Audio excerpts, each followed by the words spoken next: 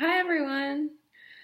If you Google the word immersion, the first definition that comes up reads, the act of immersing someone or something in a liquid.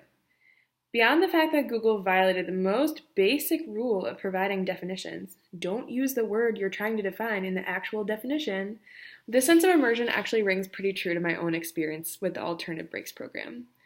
But there's also a second definition of immersion, which is to involve oneself deeply. On ABP, both of these definitions are at play, and they're intensely intertwined. Let me explain. For those of you who don't know me, my name is Kayla Corcoran, and I graduated in 2015 from Georgetown. I participated in ABP for 4 years at Georgetown, including 3 years as a trip leader and 2 as a member of the board. The first time I got into an ABP van my freshman year at Georgetown, my trip leader Eric joked, "Last chance to change your mind."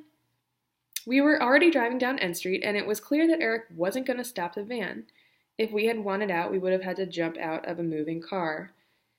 I can't remember precisely what was going on in my head at that point, but I think it was something like, "What am I doing here? I don't know anyone. Oh my God, freaking out, freaking out, freaking out." Metaphorically, I felt a little bit like I was underwater.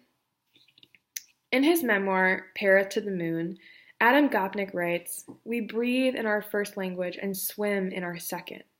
I think the same is true for communities. We breathe in our own communities and swim in others. ABP threw me into new communities, and I learned how to swim. It didn't always feel natural, but I was learning to experience the world in an entirely new way. I was learning how to ask questions of my fellow participants and of the AmeriCorps volunteers working at our site and of the community members I met. ABP can be overwhelming, but there's so much value in the sometimes uncomfortable nature of immersion. Here's where the second definition of immersion comes into play. Dive into the communities you'll be serving with and dive deeply. I ate alligator. I danced the chicken dance to a fiddle band. I closed my eyes and listened to jazz music playing in America's oldest jazz hall. I had conversations with homeowners and others with community organizers whose work was deeply informed by a sense of place. We're so lucky to be a part of these vibrant communities, if only for a week. And so I encourage you to immerse yourself fully in their waters. Remember that the best practices are your scuba gear in this regard. Use them because they'll help you get to know a place and its people more intentionally. The dispositions that you practice on ABP while you're immersed in another community will be skills you can use for the rest of your life, regardless of where you end up. I am currently pursuing a master's degree in education and teaching African and Latin American history to 9th and 10th graders at a boarding school in New England. I also work in our school's Center for Service and Global Citizenship, helping to organize service learning opportunities for our students and to develop curriculum around our global immersion programs. Teaching for me has been a lot like my time on ABP. I never know what to expect, but somehow it's always exactly what I need.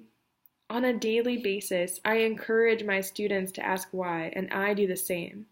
Not only does asking questions help me better understand the content of what I'm teaching, but it also helps me know my students on a deeper level.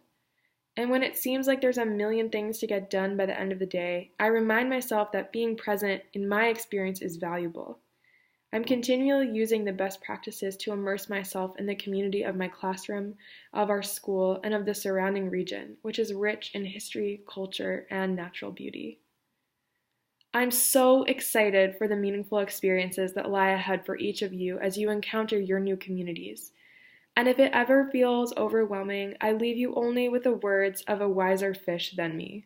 Just keep swimming.